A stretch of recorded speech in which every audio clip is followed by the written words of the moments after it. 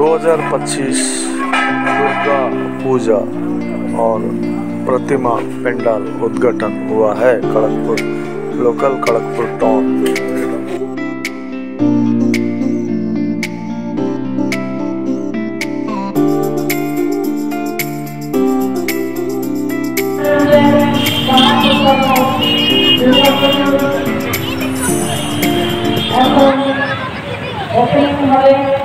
उपस्थित मंचे सবার नाम लिखছি না, मंचे এক ধাপ আমাদের সবাই আছে বলে গেছে। আপনার তো পরিশ্রম করে বলে যাচ্ছে, কিন্তু আমার এগুলো অনেক রাস্তায় প্রতিদিন করতে হয়েছে। আমরা কিন্তু কষ্ট থেকে এই পুজোর জন্য আমরা অপেক্ষা করে থাকি। আমাদের সর্বপ্রথম ইন্ডিয়া সব ধরনের পুজো হয়, আমরা সব ধরনের পুজোর আনন্দ করি। কিন্তু দুর্গাপূজা আমাদের বিরাটভাবে আমরা সকলেই সব জাতি বর্ণ সকলে আমরা এখানে আনন্দ করি। পুজোটা যেহেতু বাঙালি পুজো হিসাবে রাজ্য, কিন্তু এখন দেখা যায় সব পুজো সবাই করে। তাই সকলকে বলবো এই ষষ্ঠীতে এখন ষষ্ঠী করে গেছে, প্রত্যেকবার কিছু না কিছু যা মানে মঞ্চরা করে সেটা দেখার মতো। তো আমরা বলবো যে মা দুর্গা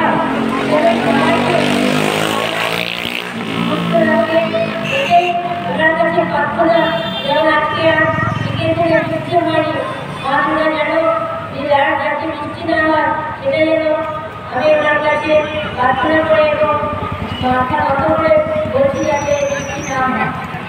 মা দুর্গা তার পুরো সংসার নিয়ে আজকে এসছে, আমরা তার ওপরিক করে তার কাছে আমরা প্রার্থনা করবো যাতে সকলে সুস্থ থাকতে পারি, শান্ত থাকতে পারি এবং শারদীয় সকলে শুভেচ্ছা ভালোবাসা এবং আন্তরিক ভালোবাসা জানিয়ে নমস্কার জানিয়ে যারা বড় আছে সবাইকে নমস্কার জানিয়ে লক্ষ্য সুস্থ জানাবো।